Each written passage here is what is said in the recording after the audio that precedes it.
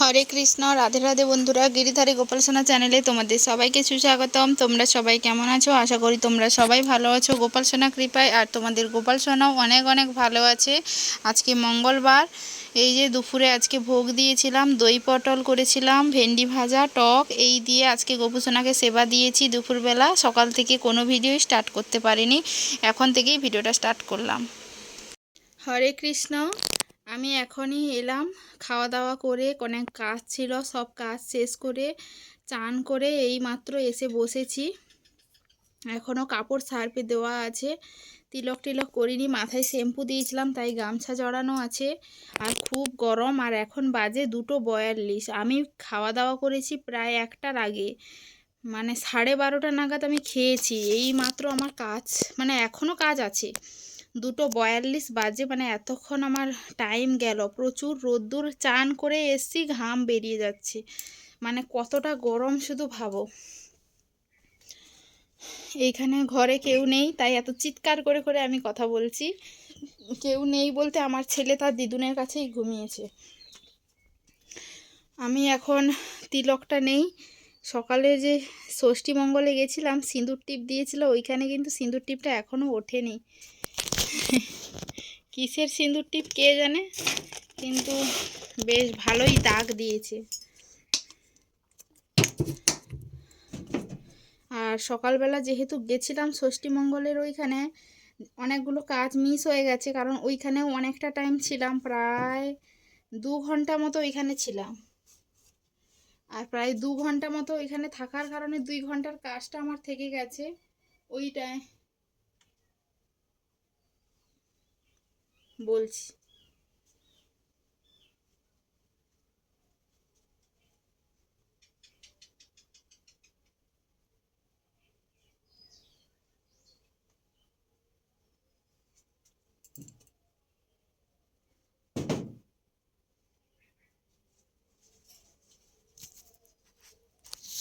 ওই 2 ঘন্টার কাজে মানে থেকে গেছে, আর ওইটা যখন বাড়ি এসে করতে হয়েছে আরও লেট হয়েছে, ওই জন্যই আজকে দেরি। কিন্তু রান্নাবান্না ঠিকঠাক টাইমেই করেছি, তেমন একটা কিন্তু দেরি হয়নি। তারপরেও যে কাজকর্ম ছিল, রান্নাটা ঠিক টাইমে করে ফেলেছিলাম, বাট সকালের যে কাজটা ছিল ওইটা দেরি করে করেছি খাওয়া দাওয়ার পরে।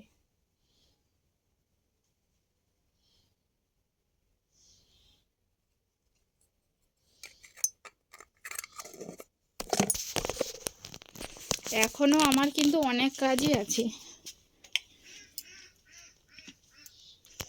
আমার 2 দিনের ভিডিও, 2টো ভিডিও আছে, এডিট করতে হবে। তারপরে ওইগুলো এডিট করে সেভ করব। তাছাড়া আজকে একটা মানে কি বলবো, আরও একটা ভিডিও শ্যুট করব, মানে অনেক কাজ। তারপরে জব হয়নি, বসে জব করব, জানি না আজ কখন করব।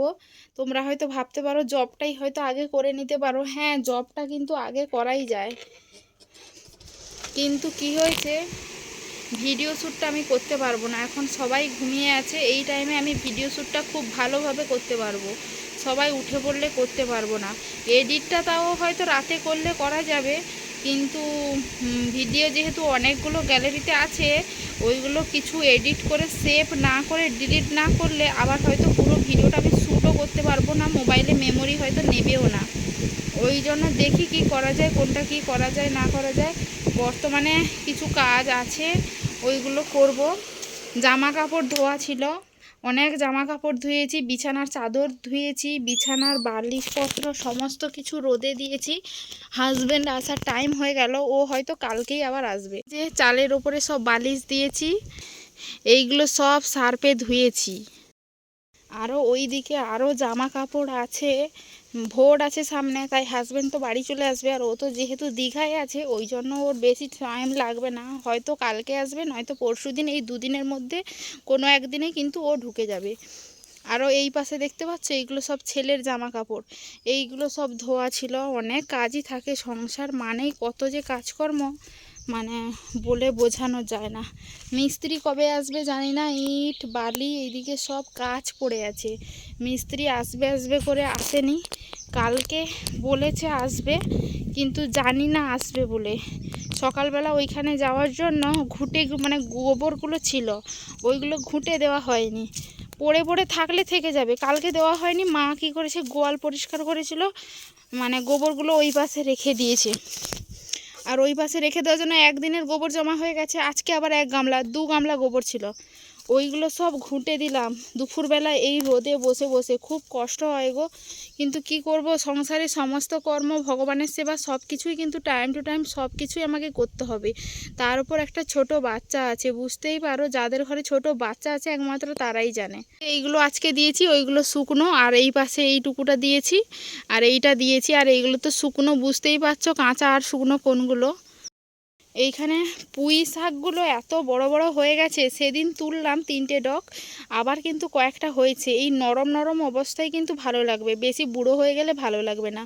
ডগগুলো তুলে নেব, একটা ঝুড়ি আর কাঁচিটা নিয়ে আসি।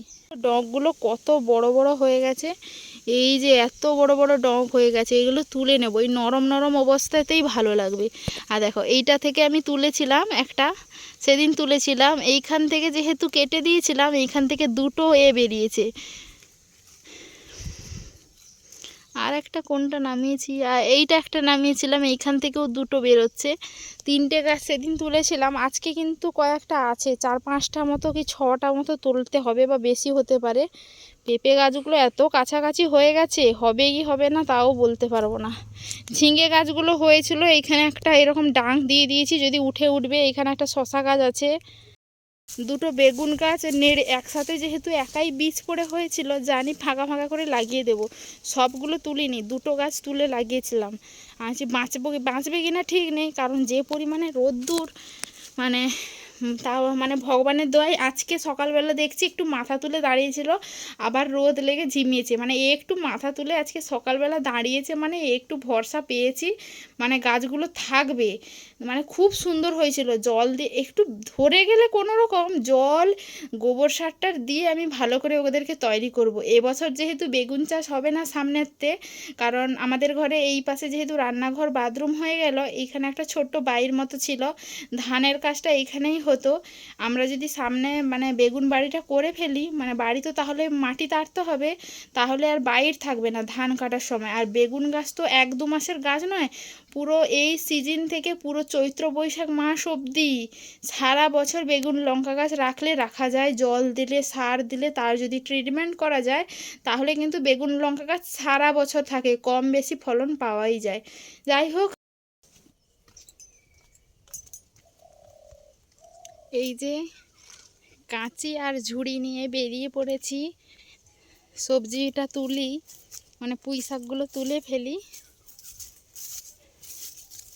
মোবাইলে চার্জও নেই, কিন্তু এত কচি কচি পুঁই শাক, মানে দেখেই কেমন করছে।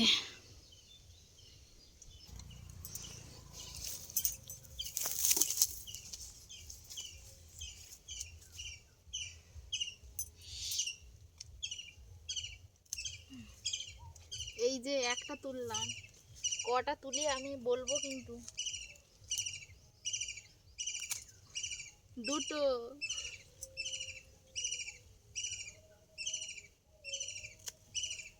3টে,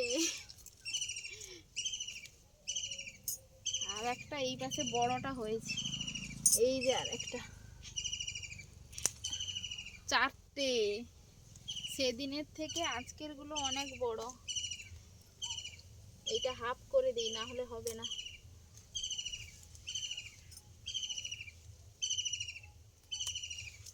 এই যে 5টা।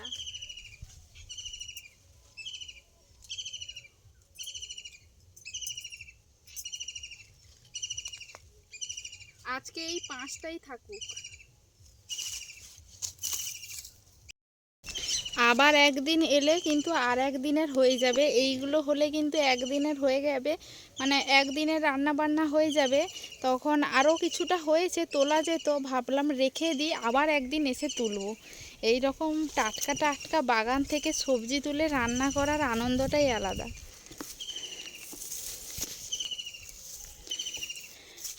বাড়ি নিয়ে গিয়ে রাখি এগুলো।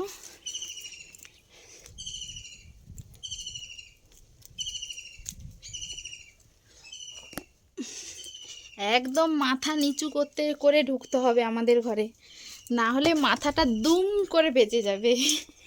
আমাদের এই ঘরটা খুব নিচু তো ওই জন্য। লাইটটা জ্বালাই।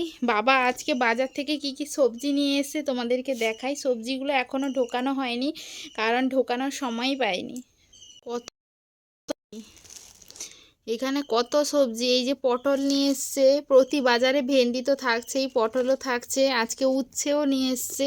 এগুলো উচ্ছে নয়, মনে হয় করলা, এগুলো এই একই ব্যাপার, তেতোই হয়। আর এখানে নিয়ে এসছে পাতিলেবু। এতগুলো সবজি হয়ে গেছে। আর এখানে হচ্ছে দুধ আর চা আছে, বাবা যেহেতু চা খায় ওই জন্য চায়ের সরঞ্জাম। আর একটা কুমড়োও নিয়ে এসছে, এই যে যেটা আজকে দুপুরে রান্না করেছি, অল্প একটু নিয়ে টকে দিয়েছিলাম। এইগুলো হচ্ছে নিয়ে এসছে বাবা, অনেক বাজারই নিয়ে এসছে। মানে সবজির সংখ্যা মাত্র 3টে কি 4টে, কিন্তু মানে কেজিতে অনেকটা বেশি নিয়ে এসছে। ওগুলো তো আছেই।